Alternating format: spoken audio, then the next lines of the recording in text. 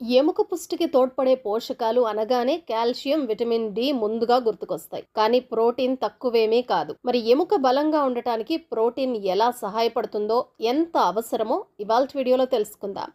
Hi hello, welcome to TV21 the better choice. నేను పుష్ప. ఎముక పుష్టికి తోడ్పడే పోషకాలు అనగానే మొట్టమొదటగా మనకు గుర్తుకొచ్చేది కాల్షియం, విటమిన్ డి మాత్రమే. కానీ ప్రోటీన్ కూడా చాలా అవసరం. ఎముక పరిమాణంలో సుమారుగా సగం వరకు ప్రోటీనే ఉంటుంది. ఎముక క్షీణించినప్పుడు దాన్ని భర్తీ చేయటానికి అది అత్యవసరం. దీని విషయంలో ప్రోటీన్ 2 పాత్రలు పోషిస్తుంది. ఒకటి, పేగుల్లో కాల్షియంను గ్రహించుకోవటానికి తోడ్పడటం. 2, మూత్రంలోంచి కాల్షియం బయటకు పోవటానికి సాయపడటం.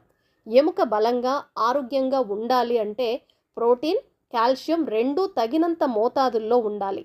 మరి పాలు, పెరుగు, మజ్జిగ వంటి వాటిల్లో కాల్షియం, ప్రోటీన్ సమృద్ధిగా ఉంటుంది.